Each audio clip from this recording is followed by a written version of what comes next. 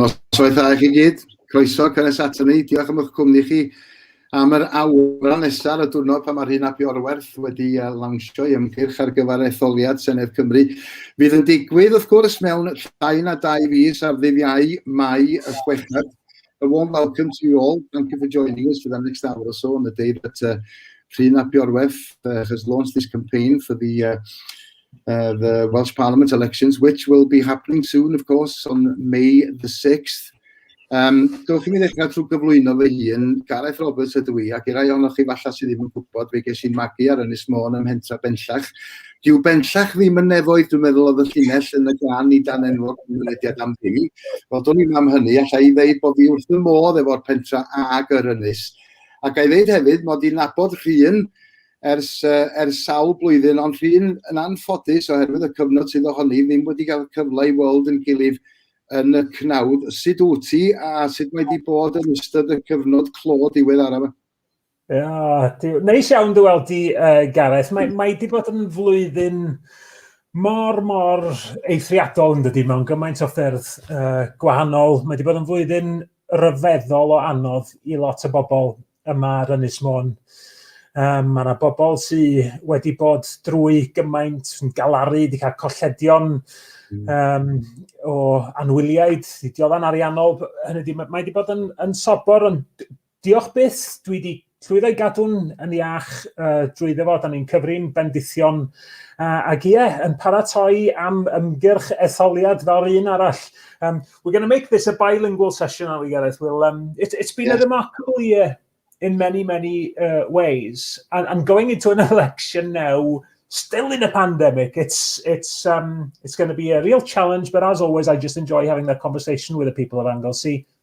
It's going to be a conversation that takes place in a different way to usually. Well, because it is going to be a different campaign altogether insofar as, especially now, because we're all still in lockdown. So how much of a challenge is that going to be?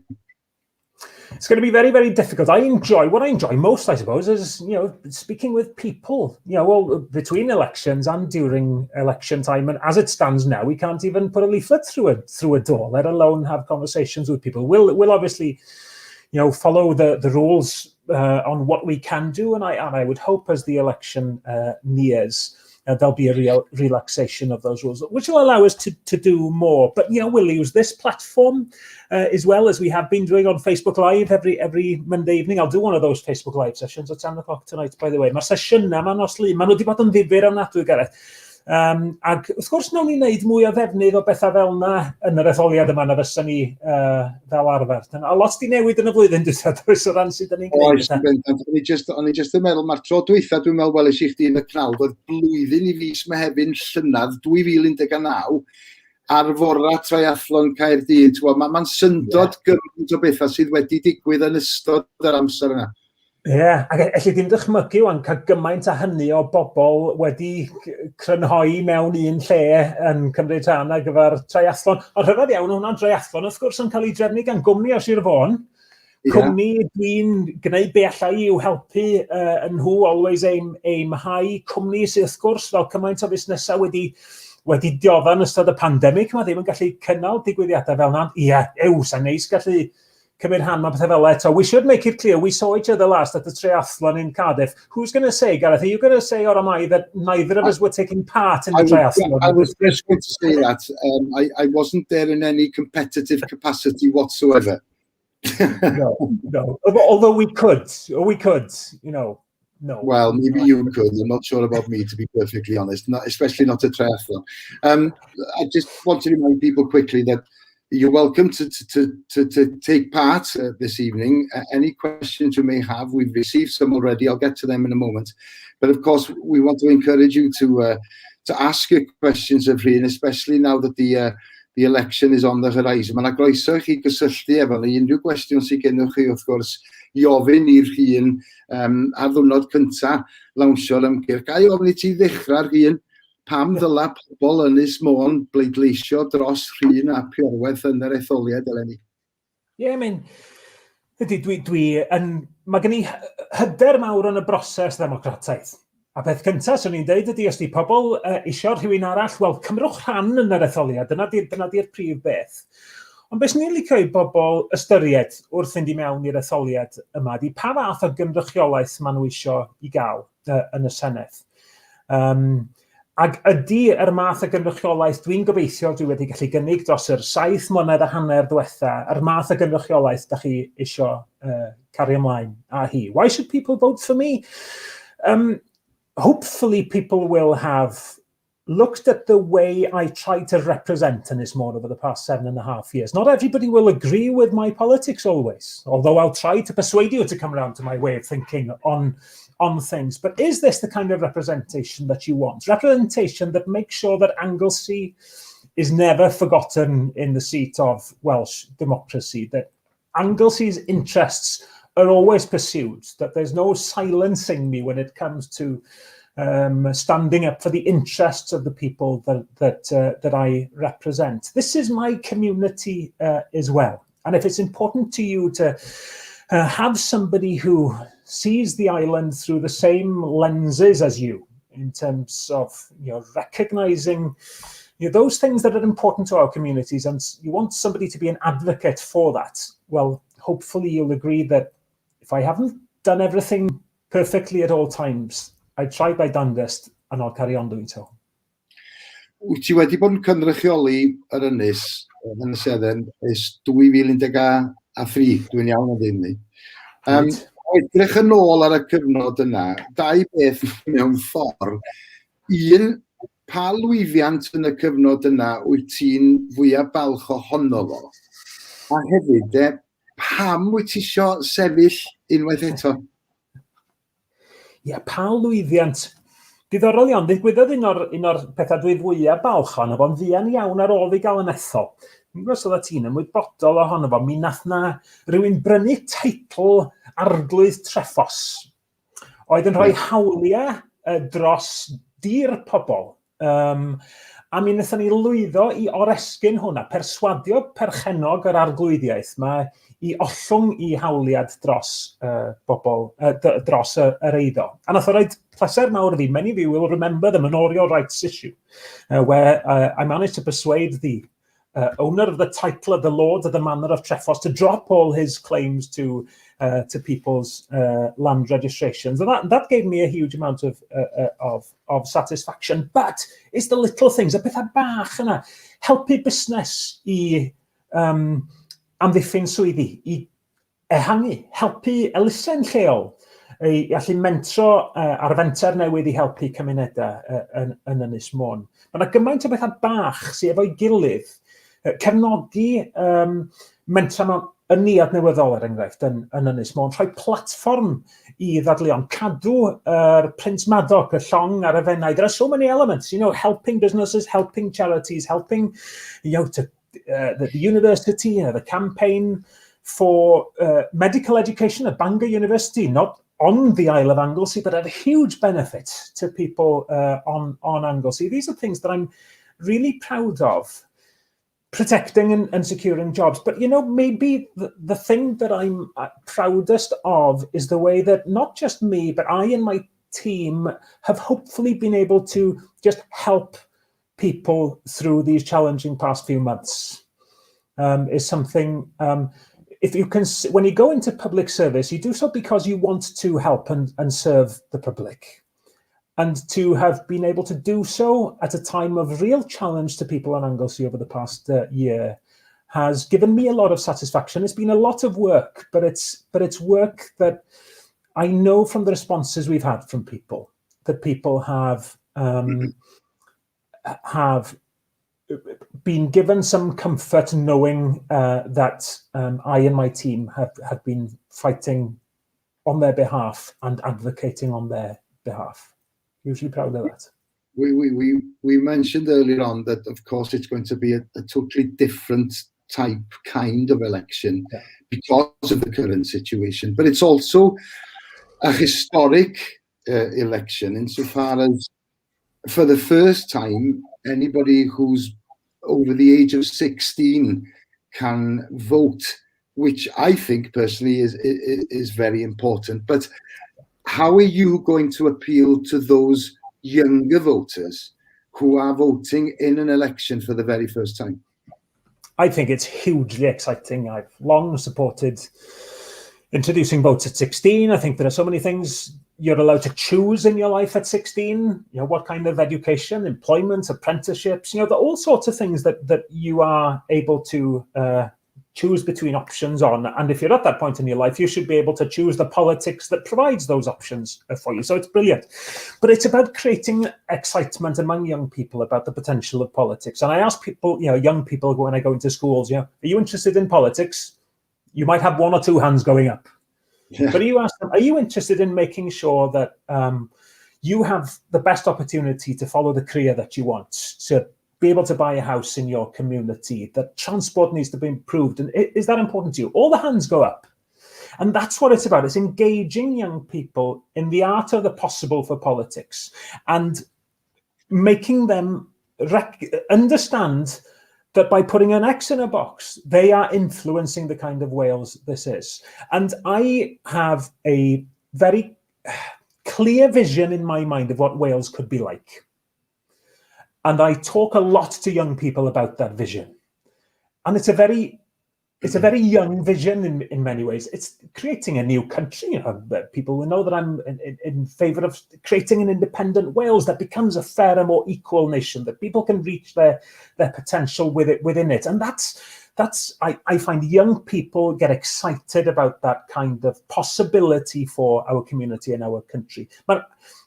Mae yna gyfle fan hyn I bobl ifanc, nid yn unig roi croes mewn bocs, ond I ddylanwadu ar be da ni fel hen wleidyddion yn ei gynnig iddyn nhw. Felly nid jyst gwahodd nhw I roi croes I bleidleisio dwi isio, ond I gwahodd nhw I gymryd rhan yn y broses wleidyddol.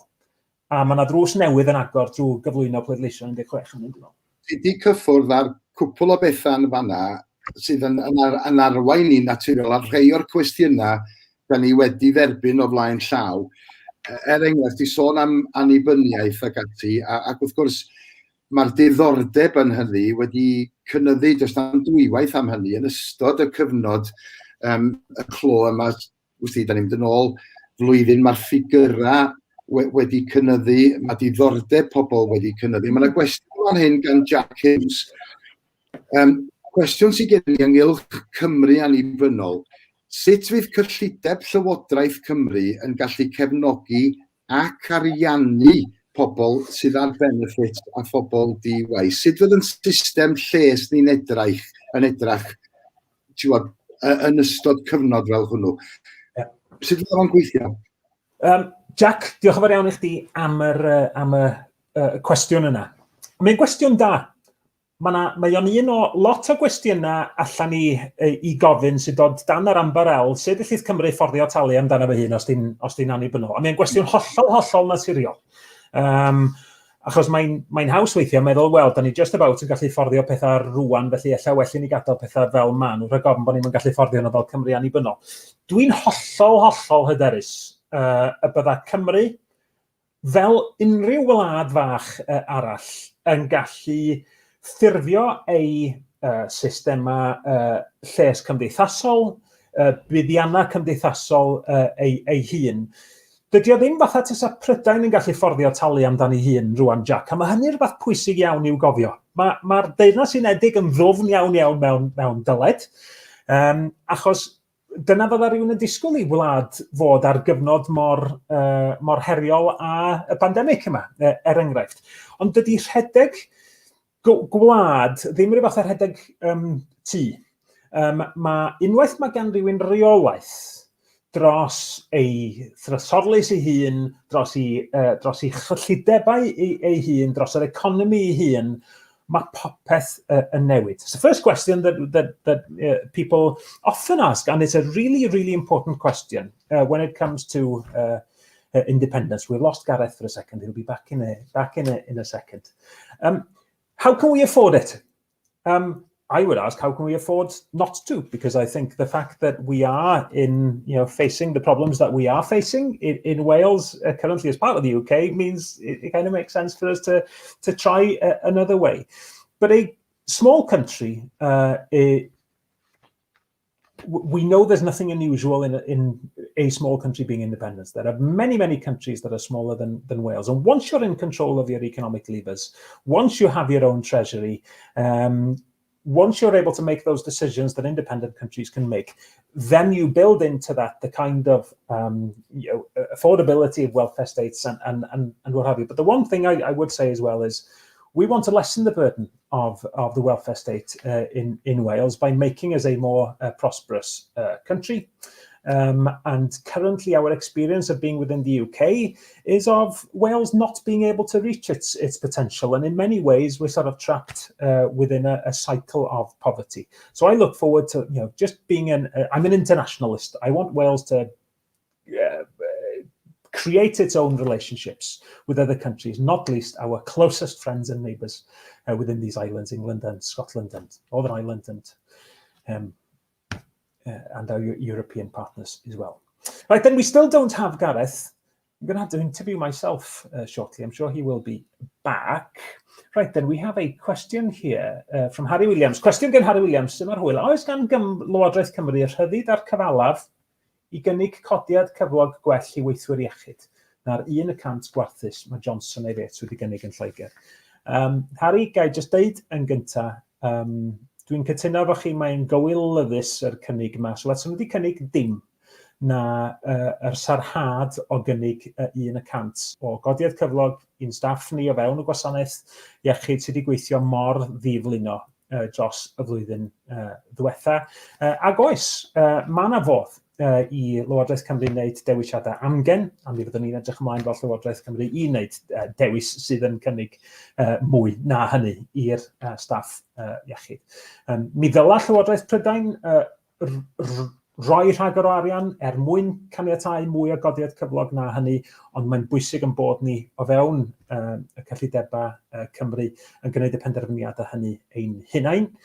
Os ydy Boris Johnson a'i fets, fel ydych chi'n rhoi o, ddim yn rhoi'r arian ar gael. It's a question on the 1% pay rise offered by Boris Johnson to nurses in England, and Harry Williams, Gareth is back, I'll just finish this answer.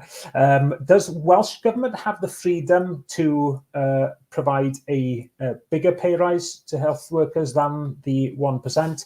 Firstly, it's disgraceful, that 1% offer. UK government should make money available to offer much more than that. They should. It's the right thing to do. After that year of selflessness from workers across the health and care sector, 1% is an insult. But ultimately, Does Welsh Government have the ability to make a different choice? Yes. We look forward to getting the recommendations of the pay review body here in Wales, but this is the kind of thing why we have to prove it's worth having a government in Wales to make sure that we reward our health and care workers properly. Ac ar hynny, mae Gareth yn ôl. Dwi'n meddwl, ydy Gareth yn ei ôl?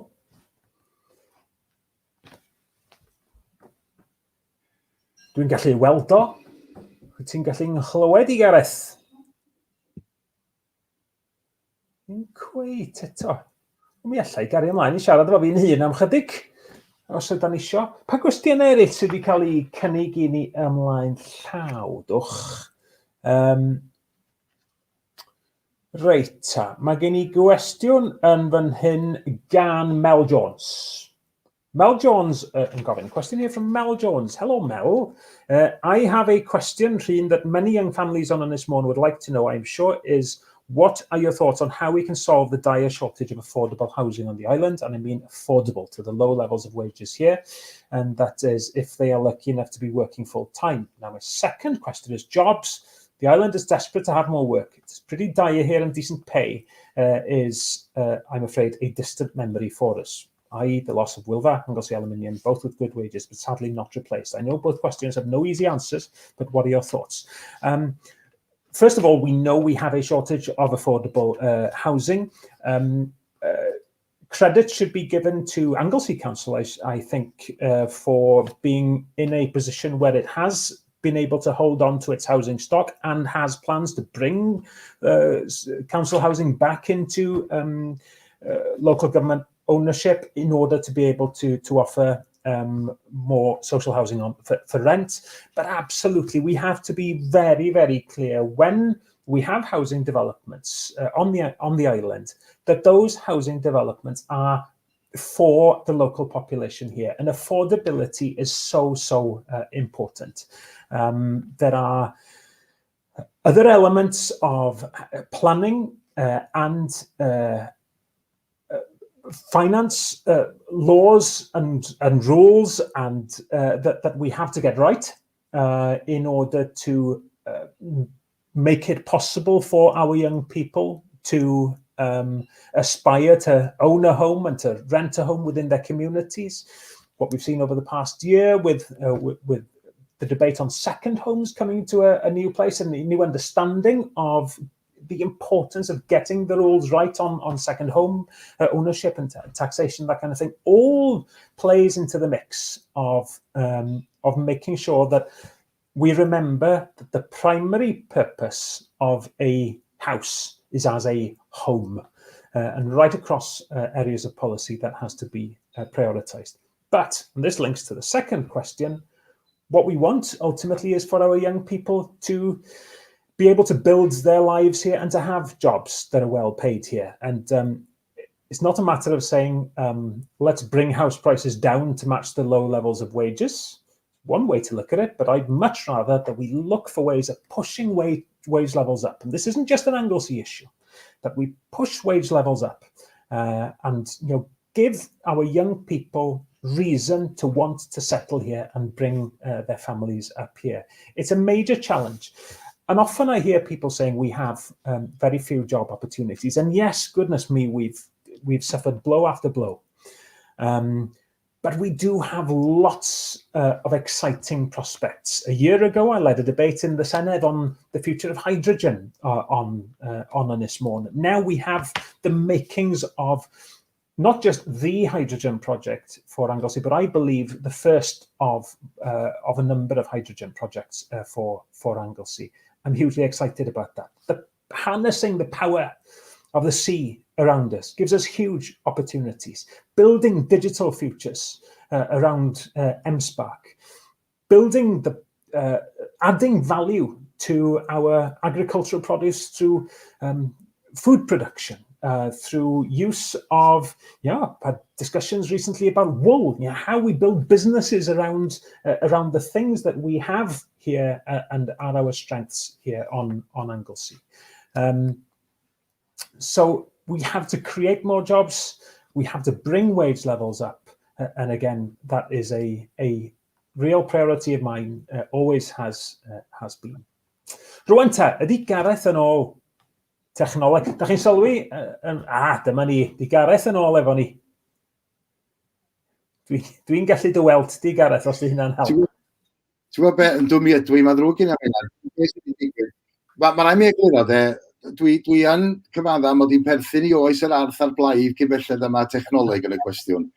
Dwi ddim ar Facebook o ran hynny, ond dwi ddim yn gwybod be ddigwyddodd. Mae'n system Wi-Fi wedi mynd i lawr, a dwi wedi rhedag i'r stafell drws nesau i ddiffodd o a gael gyda fo. Felly, ymddiheriadau am hynna, nid fy mae'n eisiau pwyso rhywbeth na ddylwn ni fod wedi wneud, ond dyna ni. Da ni'n ôl blwyddyn fel yna wedi bod. Blwyddyn o broblemau technolegol a cameras yn diffodd a microphones ddim ymlaen wedi bod. Nes i siarad fo fi'n hun, sdi o'n i'n iawn. Ia, hollol. Felly, dos gen i mond... Dwi'n i'n os nes ti gyffwrdd hefyd, achos oedd na nifer o bethau, o'n eisiau dilyn trywydd o'r hyn oedd ti'n neud pan nes i ddiflannu yn unlla. Dwi'n i'n falle bod chdi wedi sôn am hyn, ond o'na gwestiwn arall o dydyn ni mewn ynglyn â ti o sicrhau tai fforddiadwy. Wyt ti wedi cyffwrdd ar y cwestiwn wrth i mewn gyn Mel Jones? Da ni newydd fod yn trafod hynny rwan, a mae o wir yn un o'r pynciau na sydd wedi dod yn bwnc amlwg iawn dros y flwyddyn diwetha. Wrth, fel o'n i'n deud, wrth i bobl gofio mae prif bwrpas tŷ ydi bod yn gartre. Yr angen, ydy mae'n cymuned ni wedi dod yn bwysicach i ni rwsyd yn y flwyddyn diwetha. Dyna neb eisiau'r cyfyngiadau, da ni wedi bod danddyn nhw. Ond wrth i ni ryw dan gyfyngiadau, mae'n cymuned ni wedi dod yn bwysicach mewn lot o ffyrdd. A mae lle ein cartra ni a'r gallu bobl adeiladu bywyd o fewn y cymunedau hynny wedi dod yn bwysig hefyd. We have been discussing homes, and as I was saying, it's that the debate has developed over the last year as people remember, as I said, the importance of a house as a home.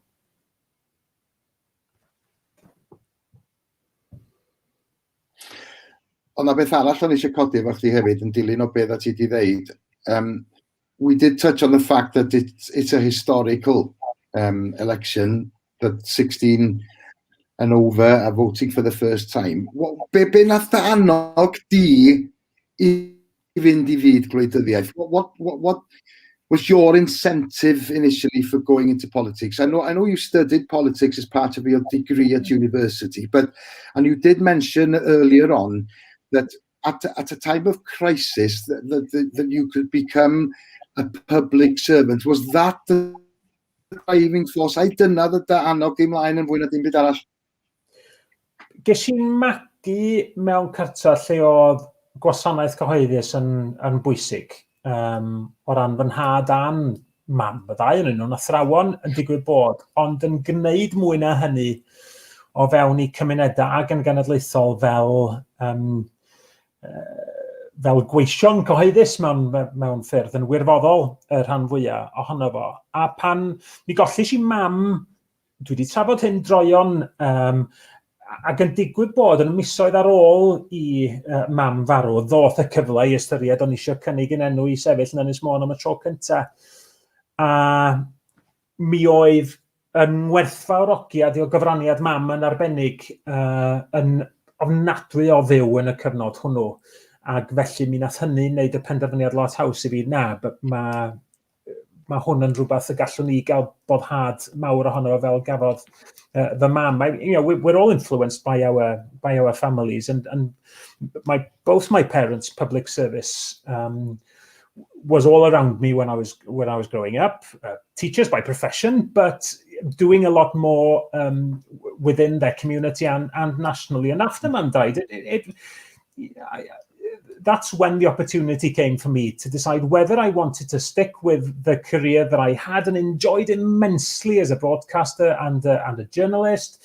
I could easily have stayed doing that for the rest of my life, or as long as they wanted me. And it was a tough choice to leave that career. But ultimately, that's, I don't know, opportunity to serve the community that had served me so well, I decided I had to do it, really. And then when you are able to work for that community, work for Wales, and you see the possibilities for improving people's lives and recognizing that you can be a positive influence, it's something that I still want to pursue. If I can help this community and Wales in a little way.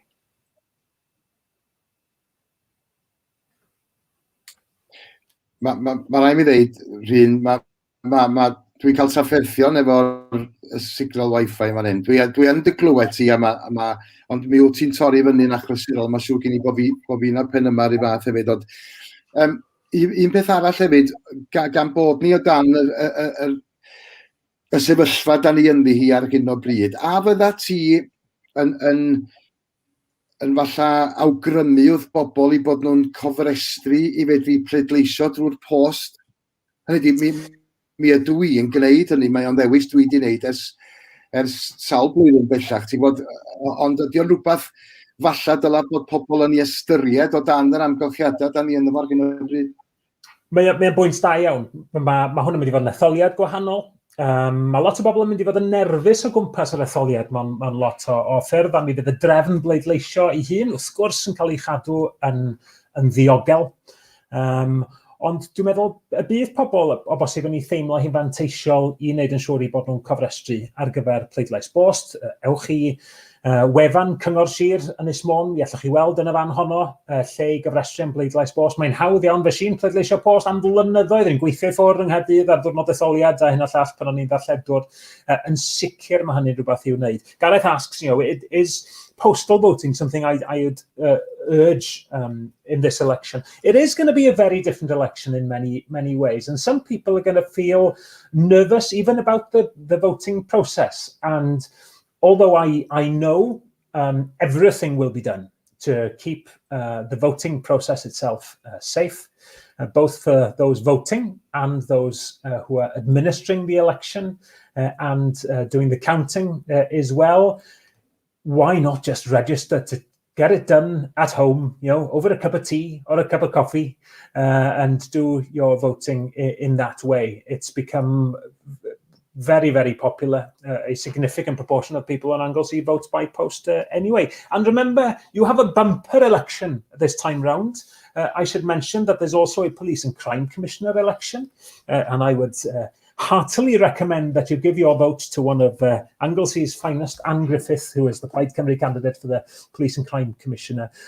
She served as Deputy Commissioner under the brilliant current Commissioner Arfon Jones, also of Plaid Cymru, as it happens. So you can vote for Anne Griffith by post as well. We'll also have 2 by-elections for the council here on Anglesey in the seiriol ward, sort of Llandegfan, Biwmaris, Llangoed, Llandonna, and in Etholiad as well. So plenty of reason to relax at home, postal vote, why not?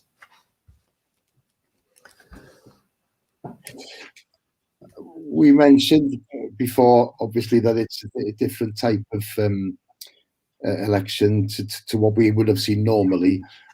But from looking back, what's your favourite campaigning experience for Plaid Cymru on Anglesey? Because, I mean, it can be a great experience. You're in the company of people you know, you meet so many new people. Of canvassing with Plaid Cymru. Mae'n gallu bod yn gyfle ac yn gyfnod mynd ar ymgyrch, mynd i ganfasio, yng nghwmni pobl wyt ti'n nabod a bob dim. Beth ydy dy hoff atgof di o fynd i ganfasio ar Ynys Môn yn Goffennol? Mae gen i lot o atgofion da iawn o ganfasio. Oedd yr etholiad cyntaf yn ha poeth 2013 yn brofiad bendigedig. Oedd hi'n chwilboeth bob un dydd. A be oedd yn braf am hynny ydy, doedd rhywun ddim yn gorfod cnocio ar drws mewn glaw ac yn y blaen. Oedd pobl allan o flaen i tŷ, a dwi'n cofio rhyw stad yng Nghaergybi, cael rhyw glasiad orange squash, gyn pobl a pobl yn groesawgar, Peth arall dwi'n wirioneddol i fwynhau ydy gweld lle mae pobl yn byw, pobl dwi'n nabod, pobl dwi'n gweld o gwmpas lle, ond ddim yn gwybod lle maen nhw'n byw. I really enjoy sort of being nosy through campaigning as well, and I mean that in the most positive way. When you're brought up somewhere and you stand for election day, you know so many people, but you don't necessarily know where they live. So suddenly you knock on a door and it's a dyw team byw. So I love that interaction between with voters. But it has to be that the scorching summer of 2013, full of very fond memories, and it's it's a shame that we couldn't guarantee that kind of weather for every election, but I've enjoyed both elections.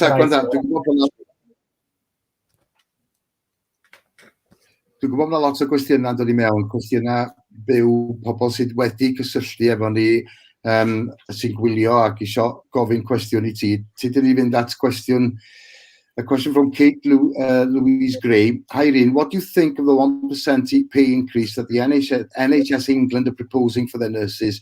I hope Wales won't be following suit. As a student nurse, it is so disheartening. Yeah, disheartening. It's disgraceful, Katie. And, as I was saying earlier, you might as well offer nothing than offer 1% after all the selfless sacrifice that nurses have made over the past year. I fully hope that we ignore that. The Welsh Government ignores that, and hopefully I'm in Welsh Government so we can ignore that and follow our own path here in Wales. It's disgraceful.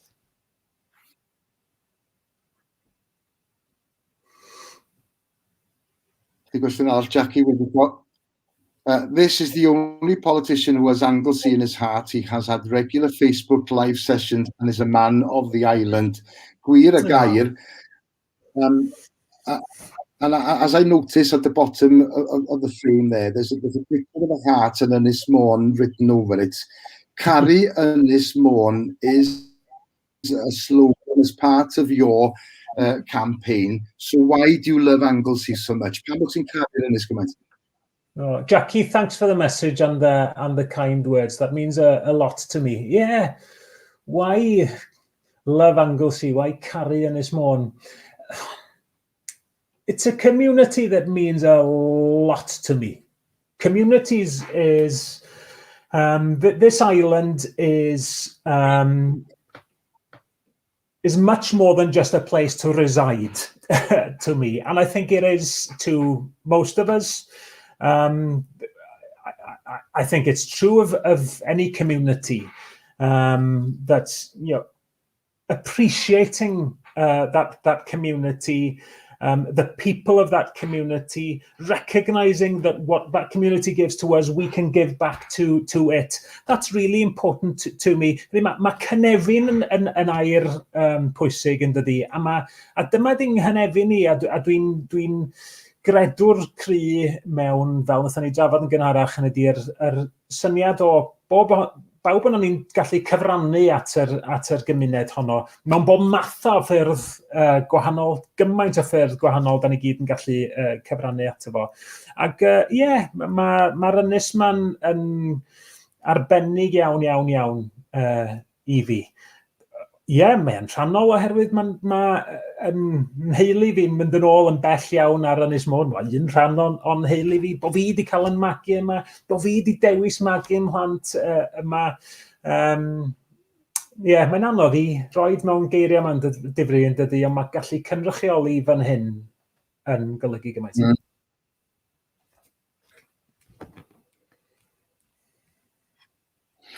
Reit, ti dyn ni cael symud ymlaen. Mae yna gwestiwn arall fan hyn gan Trish Marshall. Be ydy'r sefyllfa efo'r pleidleisio anod yn y neuadd, sydd yn gwestiwn dilys iawn. Fyddwn ni'n sôn am gofrestru o bosib I bleidleisio drwy'r post, ond be yn union fydd y bobl sydd eisiau mynd i'r neuaddau, ysgolion, neu bynnag I fwrw pleidleis? Mor syml a hyn, mi fydd y pleidleisio yn digwydd fel mae yn arfer digwydd. Mi fuon ni'n trafod yn y Senedd yn yr wythnosau diwetha, rhoi deddf newydd mewn lle oedd yn caniatáu I ni ganslo yr etholiad am rai misoedd os oedd angen, ond oedd y ddeddfwriaeth honno hefyd yn gwneud siŵr bod yna ffyrdd i allu cynnal etholiad yn saff. Mi fydd popeth posib yn cael ei wneud i warchod y bobl sy'n pleidleisio a'r bobl sydd yn gweithio yn y canolfannau hynny. So, voting will happen as usual. All steps have been put in place, are being put in place to make sure that the election can take place safely. And we have actually introduced a new law in the Senedd to allow the election to be delayed for a few months if it wasn't safe. So when the decision is finally made, it hasn't been made finally, but things are looking positive in terms of COVID. When that decision is finally made, it will be made in the knowledge that the election can be held safely. But it's not just the voting day. We have to make sure that the voter engagement between now and voting day can happen safely as well. Not just for me, of course, but for people who stand for all parties.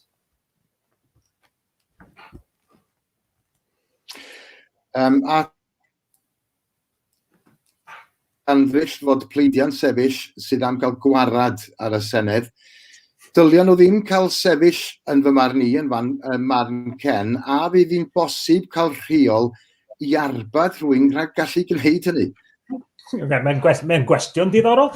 Mewn democrat, dwi'n gandraeth bod pobl yn bysa pobl eisiau cael gwared ar Gymru, achos dyna be mae bod eisiau cael gwared ar y Senedd yn ei olygu cael gwared ar Gymru. Os ys gyn gwlad ddim ei Senedd ei hun, ac eisiau cael gwared ar Senedd y wlad, ond ydych chi'n deud, dwi ddim eisiau i'r wlad gael bodoli. Mae mor syml â hynny. Ond mae democratiaeth yn golygu bod gan bobl yr hawl i dweud, i fynegu barn, ac os ydy pobl eisiau dadlau erbyn cael gwared ar Lywodraeth Cymru a Senedd Cymru, ond mae fyny bobl fel fi ddadlau yn ei herbyn nhw. So Ken says, should you stop people who want to abolish the assembly from being able to stand in an election? Well, I think it's crazy that people would want to eradicate Wales, because that's what eradicating the Welsh Parliament means. If you're saying we shouldn't have a parliament, you're saying we shouldn't be a country. And obviously, I think we're a country. But no, democracy, it's important that people have their voice. And it's up to people like me to argue the case for the need for a democratic voice for Wales, which I will do with passion.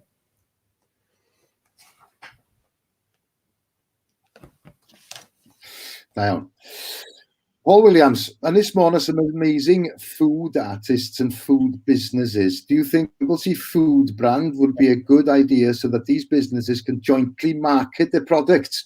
Hwna'n gwestiwn diddorol iawn. Mae o'n gwestiwn da iawn, os mae hen yma Paul. Mae o'n syniad da iawn. Dwi'n meddwl bod yna lot mwy y gallan ni fod yn wneud i dyfu yr brand ma sydd ganddon ni fel lle cynhyrchu bwyd. A mae gennym ni blatfform cry iawn i adeiladu arno fo. We already have a very solid platform for building an Anglesey brand. Halen Môn would be the most prominent sort of Anglesey brand that has international reach, and around that has, directly and indirectly, has built a very, very broad-ranging sort of business sector of food producers. And I think there's so much more that we can do to build, as I said earlier, to add value to our produce here on Anglesey, to highlight the green, the fresh, the nature, the blue skies of Anglesey, and to do so through our food, and absolutely do it through an Anglesey brand. Why not? I think people can gain more by working together. I still have the ambition of creating a food production park on Anglesey to get businesses working together. And if it means working together under a brand, and that can be useful, fantastic. An Anglesey brand within a Welsh brand, absolutely.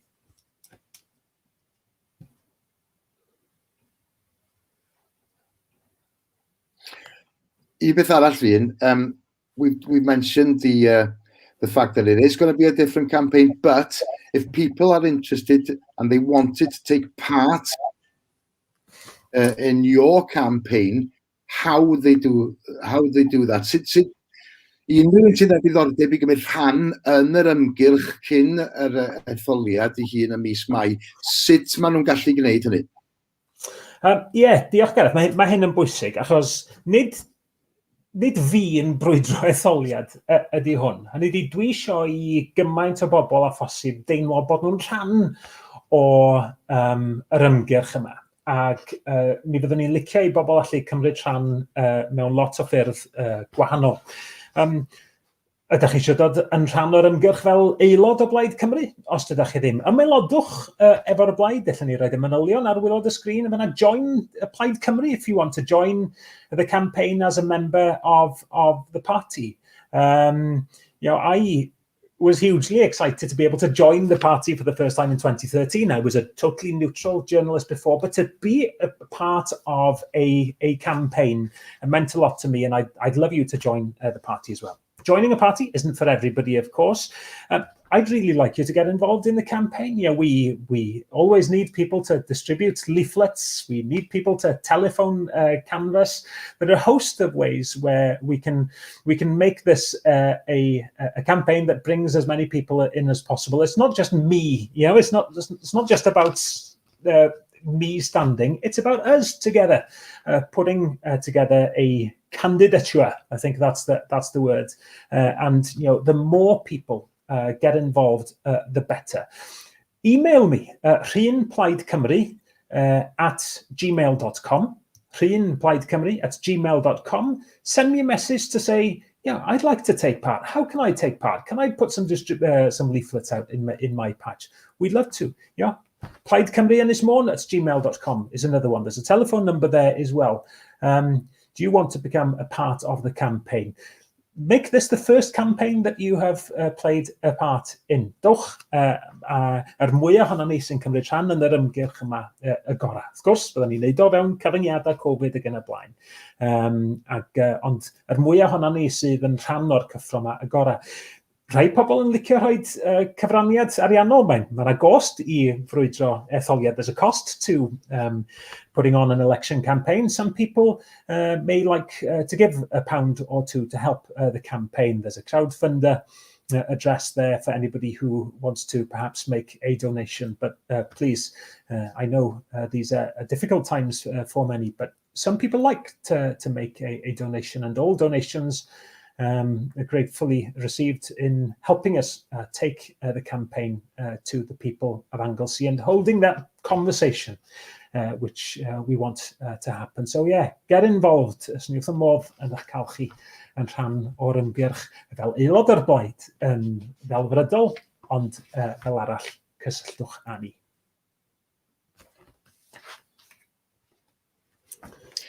At question byw arall, Rhun Rebecca Payne with another live question on Facebook. Any news on whether the Anglesey-Cardiff flights are going to resume once lockdown?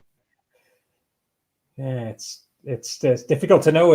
Currently, it's hard to imagine people making the journey at the moment, but a time will come in the not too distant future where there will need to be travel. There'll no doubt need to be less travel because there are things that we have learned to do over the past year in terms of remote meetings that will perhaps make it less necessary for some people to travel north-south. But I've always argued that a nation has to be connected. That means having solid rail links, having good road links, and the flight has been a very, very useful tool for people working in the public sector and health, as I know you do, Rebecca. Also for governments to come up here, because I said, that I see it very much as my role to make sure that Ynys Môn is never forgotten, to be an advocate for Ynys Môn. It's really important to bring government ministers up as well to Ynys Môn, and the flight has been really useful to that. So hopefully things can get back to normal, but it feels as if it may be some time yet.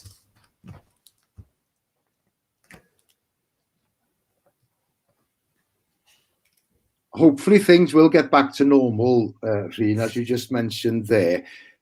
But how or what is the safest way of moving towards that new normal? Be di'r ffordd mwy o diogel wyt ti'n meddwl i symud ymlaen i'r normal newydd, beth bynnag fydd y normal newydd? Pigiadau, pobl yn cael eu pigiadau fesul tipyn. Mae yna heriau mawr o'n blaenau ni a da ni gyd yn edrych ymlaen at gael yr pethau, yr elfennau hynny o normal yn ôl sy'n golygu bod ni'n gallu gweld pobl eraill a treulio amser efo'n teuluoedd ag ati eto. Mi fydd yna bethau, mi fydd y feirws o'n cwmpas ni am yn hir iawn, a mi fydd yr angen yno i ni wneud y pethau bach yna, golchi dilo a gwisgo masks a cadw pellter yr wrth pobl eraill. Mi fydd hynny efo ni am dipyn. Whilst we recognise that this is a virus that will be with us for some time, we look forward to having that normality back in terms of being able to spend time with loved ones and so on. But there will be a huge challenging in rebuilding our public services after this. Dealing with the backlog in patients who require treatment, people who haven't gone forward for diagnosis even, and we'll need to help them. There's a mountain to climb for all of us, but I'm a genuine believer that in the power of working together, people recognizing that all of us have different parts to play in responding to this pandemic. Hopefully in government, I'll be able to make sure that steps are taken rapidly to restore public services, and they will be major challenges. But for all of us in our communities, it'll be a matter of, thankfully, having seen a vaccination program that has been completed, but still having to adhere to some restrictions for some time yet.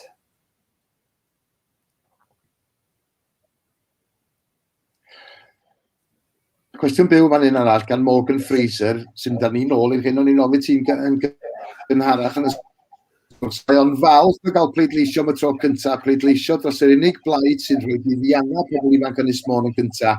Diolch Rhun. Diolch yn fawr iawn. Mae un neges o Longyfarch wedi bod ar Facebook yn ystod yr awran yma. Diolch yn fawr iawn i ti, Morgan. Dwi'n ofnadwy excited am allu gweithio efo pobl ifanc mewn ffordd wahanol. Hynny dwi wastad yn gwneud pwynt o drio cael gymaint o sgyrsiau falle efo pobl ifanc, ond mae tynnu chi mewn i'r broses bleidleisio mor gyffroes. A mae'n rhoi ffocws newydd i ni. It's interesting. Giving young people the right to vote for the first time focuses our minds as politicians as well. Even those of us who've long been in favour of bringing in votes at 16, those of us who like to engage with youth issues, it's really given us a new impetus in making sure that we put forward a set of policies that are really attractive and shows young people that we are talking their language. One of the policies that I'm proudest of going into this election is Plaid's promise to set up a network of youth welfare hubs where young people can go in off the street and get mental health support or problems with issues with sexual health or smoking cessation, whatever it might be, that we build this network that young people know is for them and will be designed with them in mind. Yep, Votes at 16 focuses minds.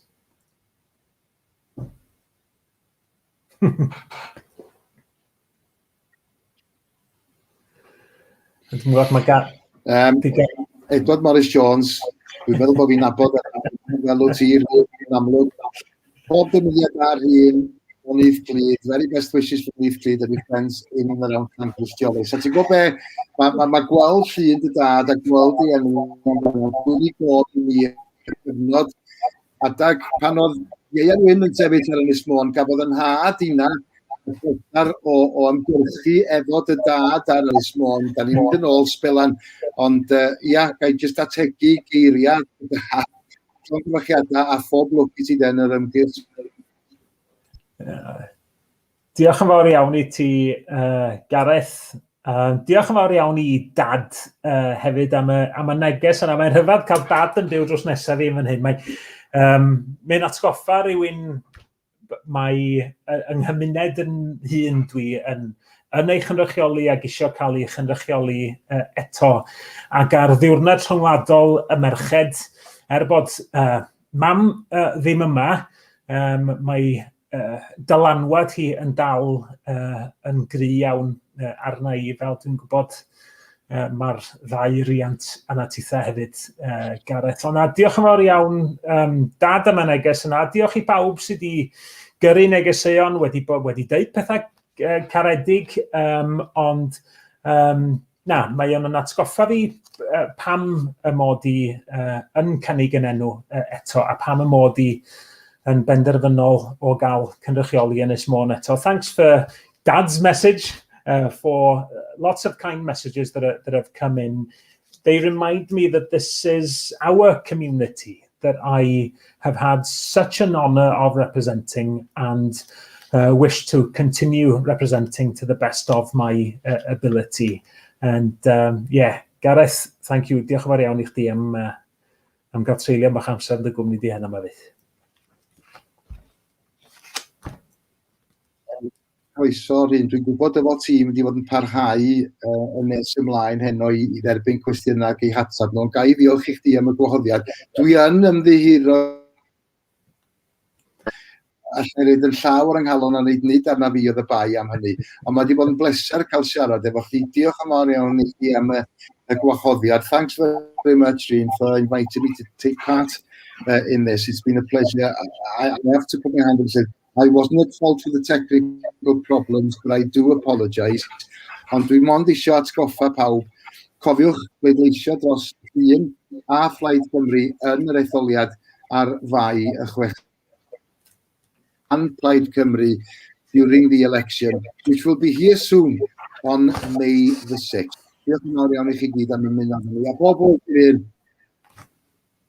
Diolch yn fawr iawn i ti, Gareth. Thank you all. Nos da. See you on the Facebook Live.